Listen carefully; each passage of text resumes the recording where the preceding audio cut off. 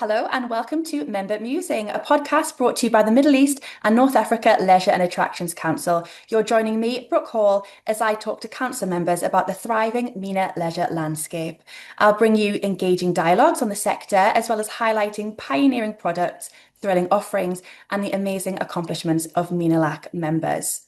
I'm delighted to welcome Bill Lentz, General Manager of Meryal Waterpark. Bill, it's wonderful to have you join me today on Member Musing. Thank you for being here. Thank you, Brooke. Very glad to be here.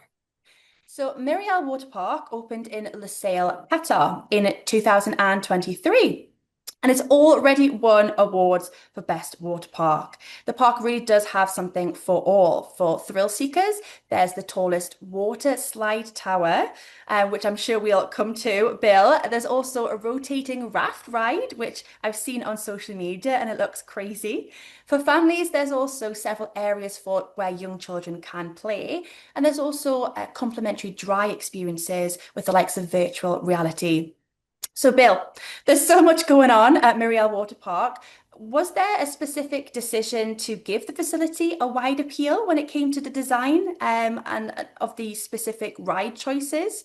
Who was the target audience in the design phase and then at the time of opening? Is that still the same? Has it changed? Do you think it'll change? Tell me, about the past 2 years being in operation. All right, thank you, Brooke. A lot of questions there, but yes, there was a lot of thought put into this park when it was at the original design phase. It is a highly themed park, and it's drawn inspirations from Qatar's heritage in the story of gas and oil. There has been an enormous amount of resources put into this property to really demonstrate and display how much from a thematic standpoint, this park has. You can't go anywhere and not be immersed in this theme of oil and gas, and that goes for not just externally, but it's also inside the slide towers. There are and basically what they tried to emulate, and they did a great job, was this is like an oil and gas site somewhere here in Qatar, from a long time ago, and so they themed it to be an old site. So there's a lot of rust, there's a lot of worn looking things. Apparently, I learned that I don't know if there was ever a slab of concrete poured on an oil and gas site that didn't have tire tracks or footprints in them, because all over our park where we have that's all part of the theme. So that's very impressive. The actual initial thoughts on this park go back over 15 years, and it was the top parts of the government were part of this park. It is a government-owned property, and it's a very proud of what they've done here. And they really use this oil and gas theme throughout the whole property. The Rig 1938, and everything here is based on the heritage of Qatar. 1938 was the first year they discovered the gas oil here. That's how Rig 1938 got its name. And if you ever see an image of the tower, you'll notice that if you kind of strip away all the slides, it's an actual oil rig base. So, and then they attached all the slides to it. So, it's got 2 world records. It's 76 meters in height for the tallest water slide in the world. And the most slides on one tower, we have 12. So there's a lot going on just with that tower itself. That in itself can be its own park. I've seen parks smaller than that all by itself. We have approaching 70 total attractions around the park. And as you noted, many are for all ages, a lot of kids attractions, a lot of attractions for those that might just want to, just kind of relax. We have 2 lazy rivers, wave pool. We have 2 beaches, which is something very important here in this region. Very nice beaches, along with, and you mentioned dry rides. We have an intimate family coaster. And, we do have water coasters. We have a nice array of attractions here. And our guests have been very happy with that.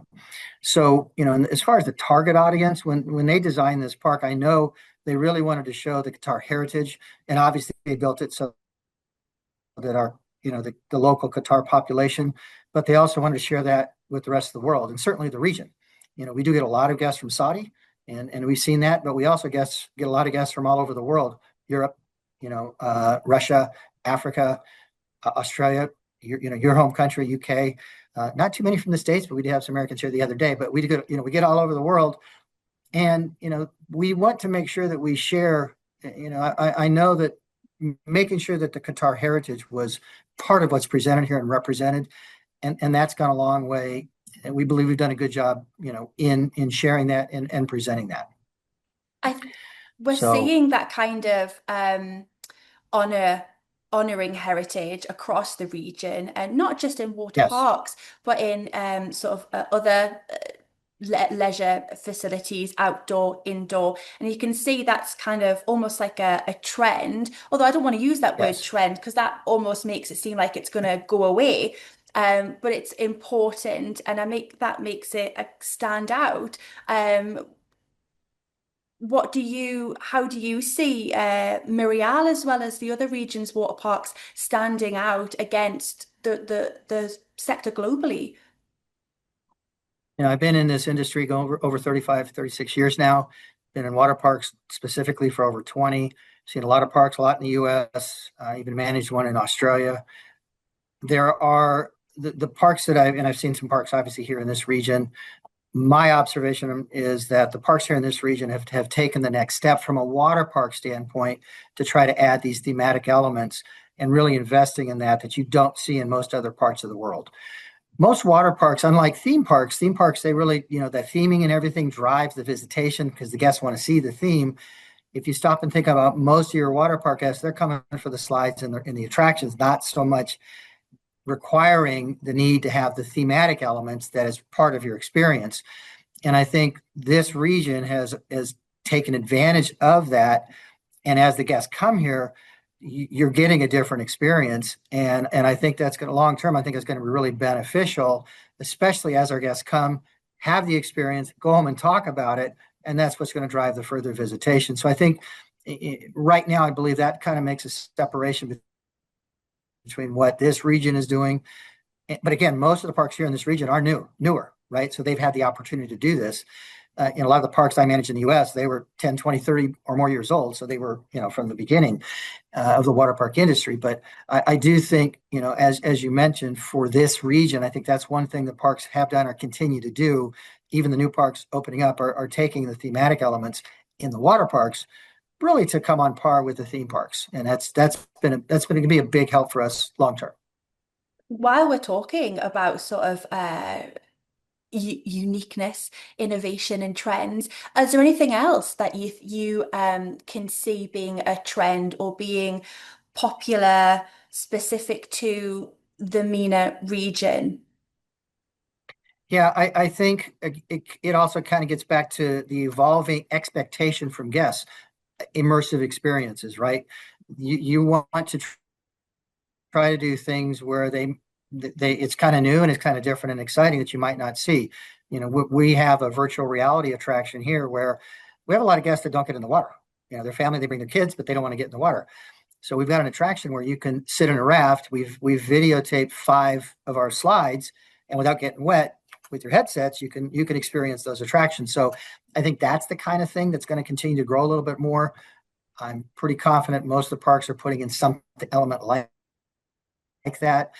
The other thing they're doing is what we've done here is also combining not just water rides but also dry rides. So you got the experience to do a little bit of both, and that also again that increases that personal experience the guests have, just more to talk about, and a much more overall experience. So I think those are the things that are happening now, and I think I can see them continuing. I think that would suit someone like me. I'm Okay. not the biggest adventure seeker. Uh-huh. And I don't, that looking at your tallest slide and the drops, they do concern me. So if I was to go with family or friends to a park and it looks so much fun, we want to be outdoors here when the temperature is nice, or even when the temperature is hot. It's a fantastic way to cool down and still be outdoors. So I want to still enjoy myself along with my group. So I think that combination for someone like me would be wonderful. And I can also imagine not necessarily very young children, but pre-teens perhaps not wanting to challenge themselves until they're a bit older to those larger rides. You do have caps on certain rides. for ages, Bill? Absolutely. Yeah. Every manufacturer, when they put a attraction together, they have height requirements and or weight requirements. The majority of in fact, we base our park entry. If you're at 1.22 or if you're under 1.22, you get in as a junior price. Anybody 1.22 or over, you have to pay the general admission price. But I still have over 25 attractions for any of these children under 1.22, right? So we still have a lot of variety. And to your point, where maybe you don't want to do the high thrill rides, but we have multiple things you can do where you can relax, not be as anxious about having to participate on maybe some of those big tall slides, but there are family slides, there are family attractions you can ride with your friends, and they're not as challenging, I'll say, as or maybe as scary, if you will. But again, then you have the opposite side of that, the people that they want the high thrill. So we believe we put together a very nice blend of that here, and our guests have pretty much told us that. So we've been very, very fortunate that we've been able to do that. Well, we've been talking about how large scale these parks are and these facilities are. And it will take an awful lot of operational functions to make them work around the clock, 20, Right. 12 months of the year, which is what all these parks are open in the MENA region. So Right. coming to your expertise, Bill, in sort Yeah. of management, tell me a bit about your approach to team development and training, particularly in areas like safety, which is a big part of operating a water park, guest services, but also maybe cultural sensitivity. Yeah, it's there's not a park in the world, water park, theme park, animal park, whatever, where safety isn't the prime focus, and we do that here. One of the most critical things with any water park is your lifeguard training. We've partnered with what we believe is one of the best lifeguard certification companies in the world, Ellison Associates or SST, what it is here in this region. And we have minimum criteria for our lifeguard certification. They have to go through specific training. They have to pass testing. We do additional monthly training for every guard so that we know that our standards are we maintain them. We have audits that come in and we don't know they're here and they audit us. We get very high marks on those. And that's critical to ensure that number one, your guests can see the guards. And we get the comments on this all the time. They're very happy to see all the guards, and that's what presents a safe operation. But it's not just having them out there, but making sure that they're diligent, they're minding their 10/20 scanning, and they're doing everything they can to keep the park safe. So that's, as you commented, that's highly critical. And it's not necessarily just with the lifeguarding, it's also with all of our water treatment, testing, continuous, all the training we have with other staff, safety, security, guest experience. We make safety a priority. It's the number one topic in every meeting we have here in the water park. I require that we start with safety comments. Even on we do a daily briefing every day, and the first topic is safety. You can't talk about it enough. So that's very important. And we've been very fortunate. We've had a very good record with that thus far, and we expect that to continue. As far as other training goes, and you mentioned cultural sensitivity, we also know that's very important as well. And that kind of goes back to the heritage thing and what we tried to do. We want to make sure that it's a very diverse area here. As we get a lot of people. We actually have, at one time, we had almost 80 different nationalities that work for us. Part of the workforce. That's a lot. So that's a lot of different cultures coming in play here, and so we keep that in mind. We want to make sure we don't do anything that's going to be overly offensive. Obviously, given the Menalac region, the sensitivity to a lot of various religions, but we're sensitive to that, and we make sure that in our training we ensure that our staff, as they interact with guests, understand those sensitivities. And the good thing about that is most of our staff, again, coming from other countries, they already have their own sensitivity, and so I think they see it here, and I think the country of Qatar has done a great job, really kind of managing that, monitoring that, and I think that's done really well. From a guest service standpoint, we want to emphasize empathy, anticipation.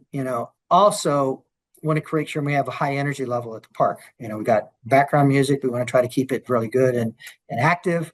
although everybody can't agree on what they think is the best music to have, but that's you're going to have that anywhere, right? But it's important that you do keep a good feel for the park, a good vibe, and I believe we've done a very good job with that. We do constant training, coaching, mentoring, and we also look for feedback. We do not only do we get guest feedback on how our park's doing, we also get our employee feedback. We are part of, Rixos is the operator. We have a Rixos all-inclusive hotel as part of our resort. So you stay in our Rixos hotel, you get access to the water park. And that's part of the Accor brand. And they have a full program that also is really works with our employees to make sure we understand cultural sensitivity and all those things to help ensure that we provide the best guest experience.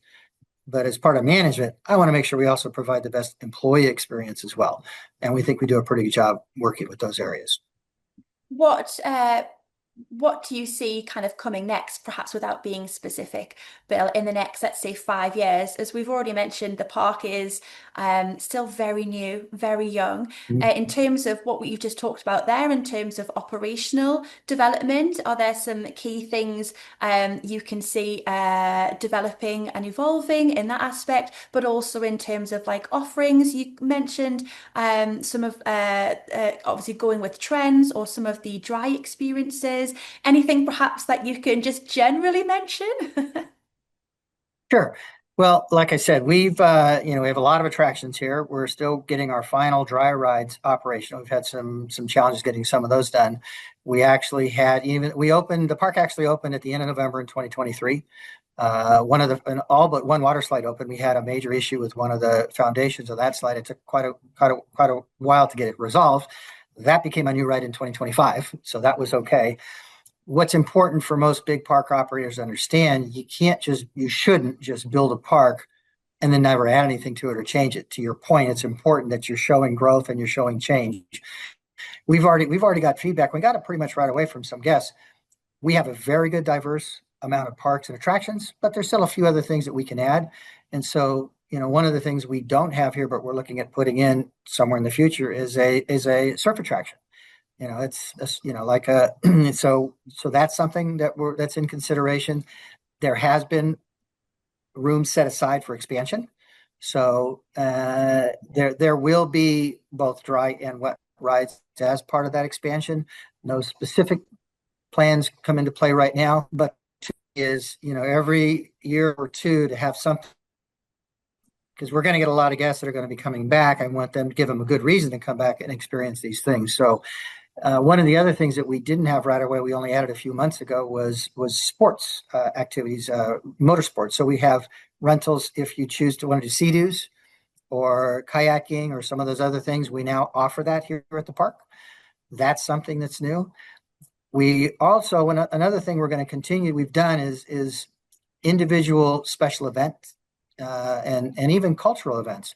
We've got on August 15th, I believe, is the National Indian Day. We're going to be doing a special entertainment that day to celebrate that. We do a lot with obviously the Qatar celebrations, National Sports Day, and all the holidays here. And that's also in part, that does two things. One, obviously it gives us additional elements that we can promote for the property, but it also, we want to make sure we're part of the culture, part of the family of Qatar, if you will. And so those are the things we're going to continue to do to try to, ensure we're part of that family.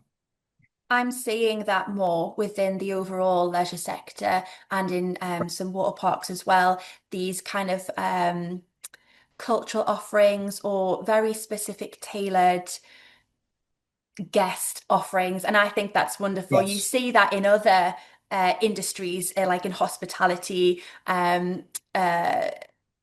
So to bring that into leisure, where of course people are constantly coming to a park and highlighting that you are aware of, how diverse we are and how much we should celebrate that, as well as celebrating heritage of the region and then the country specific.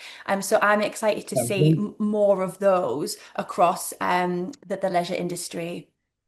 one of the things we've already implemented, it's done very well for us, is ladies' days. Culturally, there's some very sensitivity to, ladies mixing with guys. It's interesting. We do a lot of school groups. In a school, we'll send the girls one day and the boys another, right? That's just culturally what happens here. So, and it's very common for parks in this region to do ladies' days. And, we've set aside a day just for ladies, staff only, and those have done very well. That's one example. Another couple of areas that are kind of new that we're working on, is, digital integration. That's the technical side of experiences. We already are a cashless park already. And so we have, wristbands and things that the guests can use to spend money around the park. So just continuing with integrations like that, we're trying to make it as efficient for our guests and easy for them, especially in a water park, because people don't generally like carry around a lot of stuff, right? The other big thing, and this is a company-wide thing, is sustainability. We're very sensitive to, when they built the park, every filter they put in was the most efficient filter that you can buy. They're very expensive, but they minimize the amount of water you need to use. We also are very, as far as other equipment, and using equipment that minimizes how much energy you need to do, recycling, and there's a lot of things that we're doing since we've opened to ensure we're a very sustainable park and very green. That's something that's done here locally, but it's also a big part of Accor in that brand. So that's another area that we've worked well and continue to do so to try to improve. Yeah, I know, alongside maintaining, the utmost safety, I know sustainability is a big component of slightly older parks, but of course the new parks and the parks that aren't even built, that are still in construction. And as a region, there could be some sharing of best practices, learning from each other, but also really looking to make an impact, and not just kind of say they're conserving water. And I know that's a big drive with Menalac, as well as the individual facilities. Bill, before we Yes. go, can you just give me some headlines, maybe some really quick mentions about the Qatari leisure landscape? You're based there, so you're the brilliant person to ask. And Yeah. alongside your overall leisure career, we Mhm. know that there's this kind of multi-pronged push to elevate the leisure and attraction sector. You've got mega resort projects, curated cultural infrastructure, legislative reform, and lots of investment incentives. So, as I say, really briefly, could you tell me what you're seeing, where Qatar's leisure landscape is at the moment, and then your predictions for its future? What do you feel Qataris are seeking, and what would actually work for its residents and tourists? Yeah. As you probably know, Hamad Airport, our international airport in Qatar, is voted one of the best airports in the world. We get over 40 million visitors that pass through that that airport now. Unfortunately, most of them just pass through and they don't get to experience Qatar. And I think one of the biggest opportunities for us here in Qatar is to convince those that are coming through the reason to stay for a couple of days. And I believe that's one of the reasons why this park was built, and they're building other activities and attractions that are going to increase the number of reasons why someone coming through town might just stay for a couple of days, and then they'll stay, and then maybe they'll come back later. I see that's one of the big things that the country is working on. We've got a great selection of hotel properties at all levels in this country. It's an extremely clean, safe country. It's the safest country I'll ever live in. Extremely clean. It's new. I mean, from what I was told 10, 15 years ago, if you were here, a lot of the skyline wasn't even here. So it's very new. It's very clean. And there's a really important that all the businesses, they want to support that from, to keep that, that feeling up. So when the guests go to any property, they feel safe. They feel like, it's a good experience. And I know that's, by some of these projects you mentioned, there's a major attraction that's going to be built that happens to be tied in with our ownership. As part of it, between golf courses and all these other there's still a lot of building going on here right now. So the country is using its resources to really prepare for that growth, that as they get more attractions built, as they give guests more reason to stay in the country, they're ready for it. And I see that's happening right now. It's already starting to increase a little bit, but once they get more and more attractions finished, I believe that's going to continue to increase that visitation, and not just from the GCC countries or the Menalac region, but worldwide. My wife actually is a travel professional in Southern California. Qatar, she sees Qatar at a lot of the conferences and things she's going to. So worldwide, they're pushing it, and they've got a lot more and more things they can do to actually push that. So I think they're on the right track, and I see a lot of really positive things for this region, specifically Doha and Qatar here in the next few years. I think that's a really kind of clever and safe, way to carefully think about what you can offer your residents, but then also your international guests. And we know that tourism brings in that extra oomph to the economy. So having offerings that excite international visitors, but are also applicable and engaging to your residents, whether they're kind of more temporary expats, or your locals and your nationals. So it'll be really exciting to see what Qatar develops. And Menalac is always, watching the Middle East and North African countries in terms of their development, and where that excitement is lying. Yeah, and I think it also gets back to just the expectation for when if you're a tourist and you're looking to have that memorable experience, you want to go someplace that is innovative, that is creates that unforgettable experience, right? And I think we're doing that here, and I think the country understands that, and that's kind of important as these attractions are built. Not just us, but I think the whole region is seeing that. And it's from years and years and years of, this isn't like it's a brand new field by any means. We're taking the learnings from, the decades of attractions and putting it to use and fine tuning it and really taking it to the next level. And that's what you're seeing. And I believe that's what the guests are experiencing. And that's what we want. We want them to go home. They've had this great story they can tell, right? And they tell their friends, and they had a great time, had experienced great joy, in their visit. And, we can't hope for more than that. Bill, thank you so much. Bill, it's been fantastic to talk to you today. It's such a rich discussion about Meryal Waterpark, as well as Qatar's evolving leisure market. Here's to more thrilling experiences and amazing honours for the park in the years to come. I encourage our audience to find out more about Meryal Waterpark and what it has to offer by checking out their website and social media channels and get planning a visit to the park. Don't forget to also follow Menalac on all its digital platforms, from LinkedIn and Instagram to YouTube and Spotify, where you can listen to previous Member Musing podcast episodes. You'll find all the relevant links in the description section below. Audience, thank you for joining me once again on Member Musing. I look forward to bringing you more conversations on the current and future status of the MENA leisure, entertainment and attraction sector. Goodbye.